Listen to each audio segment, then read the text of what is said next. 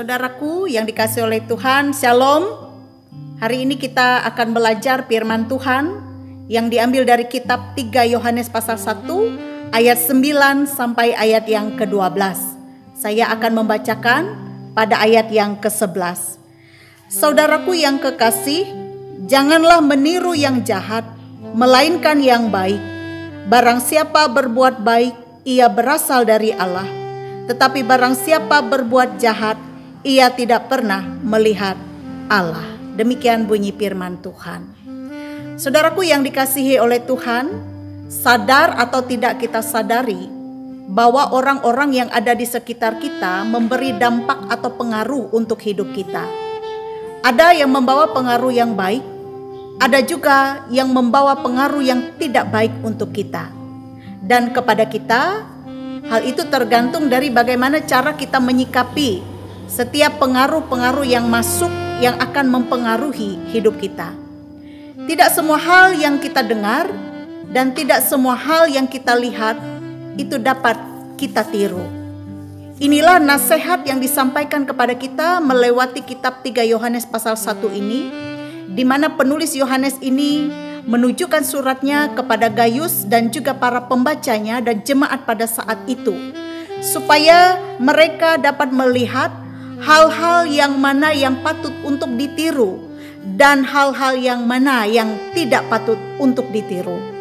Gayus dan para pembaca atau para jemaat pada saat itu diperlihatkan melewati surat Yohanes ini dengan dua karakter orang yang berbeda yang disebutkan sebagai suatu perbandingan kepada jemaat, yaitu hal-hal yang mana yang patut mereka tiru dan mana yang tidak. Kita melihat di ayat yang ke-9 ada satu nama yang disebutkan, yaitu bernama Diotrepes. Diotrepes ini ia mempunyai karakter atau sikap yang menjadi terkemuka di antara hamba-hamba yang lain. Bukan mendukung suatu pelayanan, tetapi ia justru menjadi penghambat dalam pelayanan. Ia adalah seorang yang berambisi, seorang yang licik, bahkan dikatakan di sini sering melontarkan kata-kata yang kasar.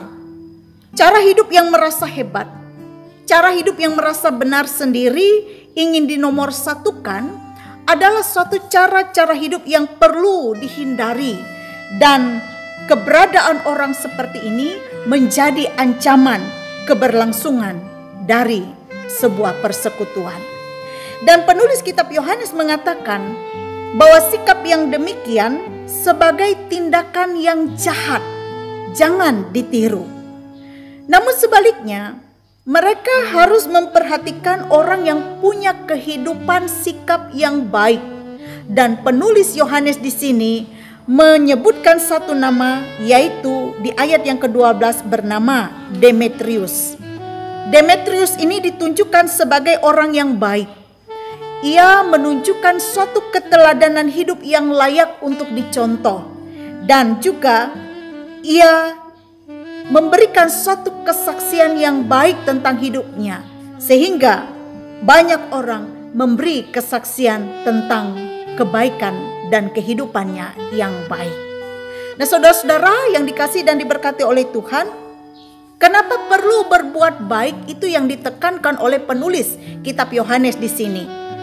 Karena berbuat baik tidak lain adalah mencerminkan sifat-sifat karakter Allah di dalam diri seseorang. Bahkan dikatakan dengan berbuat baik, ia berasal dari Allah. Ini adalah sesuatu yang penting yang disampaikan oleh penulis kitab Yohanes ini, bahwa tindakan yang baik, perbuatan yang baik tidak lain adalah mencerminkan karakter dan sifat-sifat Allah di dalam diri seseorang. Dan sejatinya Bapak Ibu Saudara, kita yang mengaku percaya kepada Allah, sejatinya kita dipanggil untuk mencerminkan kemuliaan Allah dalam kehidupan kita, yang diwujud nyatakan melewati sikap hidup kita, cara hidup kita yang melakukan hal-hal yang baik.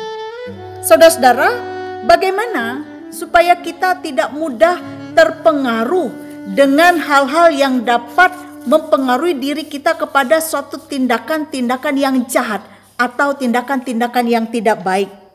Maka tidak lain adalah bagaimana kita bergantung kepada Tuhan dengan meminta tuntunan Roh Kudus Tuhan di dalam doa-doa kita, agar Tuhan menuntun kita, agar Tuhan dengan Roh Kudus-Nya memampukan kita untuk dapat membedakan mana yang baik, mana yang tidak untuk hidup kita.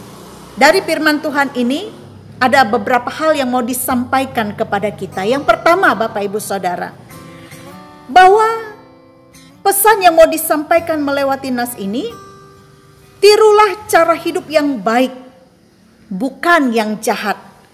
Dan mintalah senantiasa tuntunan Roh Kudus Tuhan agar memampukan kita untuk bisa membedakan mana yang baik, mana yang tidak, mana yang berguna dan tidak berguna untuk kita.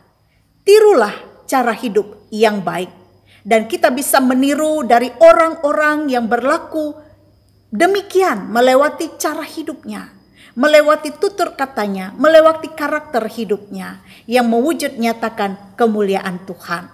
Yang kedua, bahwa jadikan diri kita sebagai seorang yang pantas untuk ditiru dalam hal kebaikan atau menjadi teladan. Sebab perbuatan baik itu mencerminkan kemuliaan Tuhan. Tuhan memberkati kita.